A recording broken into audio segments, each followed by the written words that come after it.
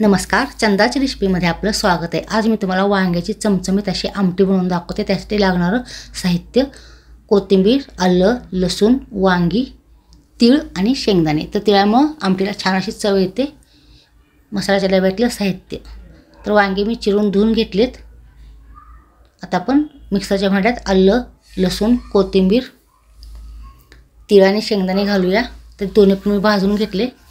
आता यात चवीपुरतं लाल तिखट, काळं तिखट, चवीपुरतं मीठ टाकूया, थोडीशी हळद टाकूया। आता झाकण लावून मिक्सरवरती फिरवून घेऊया। तर मिक्सरवरती फिरवून घेतले। तर एका वाटीमध्ये मसाला मी काढून घेते। आता आपला मसाला पण तयार आहे आणि वांग पण तयार आहे। आता आपण पहिल्यांदा गॅस चालू करून त्यावर तवा ठेवला मी। त्यात तेल ओतले। तेल गरम झालं की ते आपण तेलात वांगी सोडूया। तेलात वांगे सोडलेत। आता थोडंसं झाकून ठेवूया मीडियम गॅसवर। नंतर झाकण काढून हलवून घेऊया। परत झाकण ठेवूया। असं 2-3 वेळा झाकण काढून हलवून घ्यायचं, म्हणजे वांग चांगलं तेलामध्ये वाफवलं जाते। तर चांगलं वाफवलंय। आता आपण ताट काढून ठेवूया। तर ताट बाजूला काढून ठेवते मी। परत तेलामध्ये चांगलं परतून घेऊया वांग। तर लागेल असं मोठा बारीक गॅस करायचं। तर चांगले वाफवले तेलामध्ये। आता सरकूया वांगी। मधील तेलात आपण जिरे मोहरी टाकूया। परत परतून घेऊया। परत आता आपण मसाला टाकूया।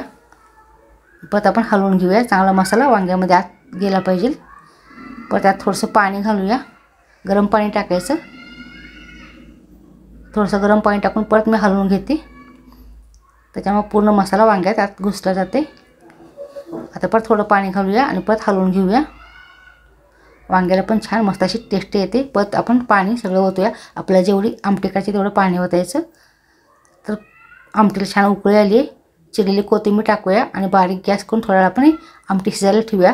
तर तेलात आपण वांग तळून घेतल्यामुळे शिजायला वेळ लागत नाही, कारण तेलामध्ये चांगलं वाफवलं होतं वांग। तर वांग मस्त असं शिजले।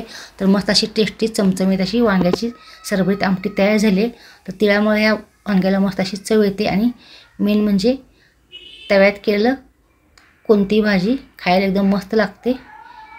तर मस्त अशी आपली तव्यातली वांग्याची आमटी तयार झाली आहे। भाकरी, चपाती, भातावर तुम्ही खाऊ शकता। आवडलं तर लाईक, शेअर, सबस्क्राईब करायला विसरू नका। धन्यवाद।